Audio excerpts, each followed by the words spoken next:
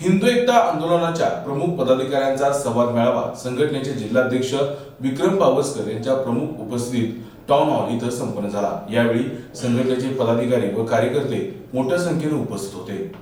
हिंदू एकता आंदोलन आयोजित कराड दक्षिण, कराड उत्तर, पाटण, खटाव, कोरेगाव तसेच सातारा तालुक्यातील प्रमुख पदाधिकाऱ्यांचा संवाद मेळावा हिंदू एकता आंदोलन संघटनेचे जिल्हाध्यक्ष विक्रम पावसकर यांच्या प्रमुख उपस्थितीत टाउन हॉल इथं संपन्न झाला। यावेळी नवीन पदाधिकाऱ्यांच्या नियुक्ती देखील करण्यात आल्या। या सर्वांना हिंदू एकता आंदोलनाचे जिल्हाध्यक्ष विक्रम पावसकर व मान्यवरांच्या हस्ते नियुक्तीपत्र देण्यात आले। या मेळाव्याला पदाधिकारी व कार्यकर्ते यांनी मोठी गर्दी केली होती। या मेळाव्यापूर्वी दत्त चौक येथे श्रीमंत छत्रपती शिवाजी महाराजांच्या मूर्तीला अभिवादन करून शहरातून रॅली देखील काढण्यात आली।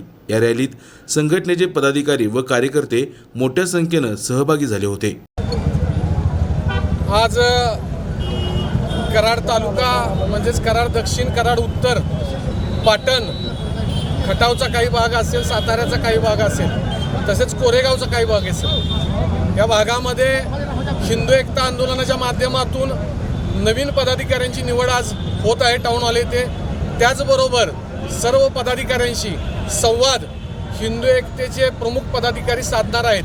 त्या निमित्तानं सर्व हिंदू एकतेचे शिलेदार एकत्र जमलेले आहेत आणि ह्या माध्यमातून हिंदुत्व कशा पद्धतीनं आपल्याला जपलं पाहिजे, त्याचबरोबर प्रमुख ज्या हिंदू एकतेच्या 4 मागण्या आहेत, लव जिहादवर कडक कायदा यावा, त्याचबरोबर गो हत्याबंदीचा महाराष्ट्रामध्ये कायदा झाला आहे परंतु त्याची कडक अंमलबजावणी व्हावी आणि लोकसंख्या नियंत्रण कायदा व्हावा, अशा प्रमुख 3-4 मागण्या ज्या आहेत त्या आम्ही सर्व नवीन पदाधिकाऱ्यांसमोर ठेवणार आहे। देव, देश आणि धर्म यासाठी सर्वांनी एकत्रित यावं असं आव्हान हिंदू एकतेच्या नवीन पदाधिकाऱ्यांना आम्ही करणार आहे आणि ह्या प्रक्रियेमध्ये नवीन पदाधिकारी आज सामील होणार आहेत। मला असं वाटतं की आज एक प्रकारे भगवं वादळ या कराड शहरामध्ये निर्माण झालेलं आहे आणि भगवं वादळ हे कधी न थांबणार हे वादळ आहे। मला असं वाटतं की येणाऱ्या काळामध्ये अखंड महाराष्ट्राबरोबर अखंड देश भगवा तर झालेला आहे परंतु ह्यापेक्षाही जास्त भगवा व्हावा अशा दृष्टिकोनातून हिंदू एकता आंदोलनाचे प्रयत्न असतील। KMS न्यूज, स्पंदन मरांचे, नाते आपुलकीचे।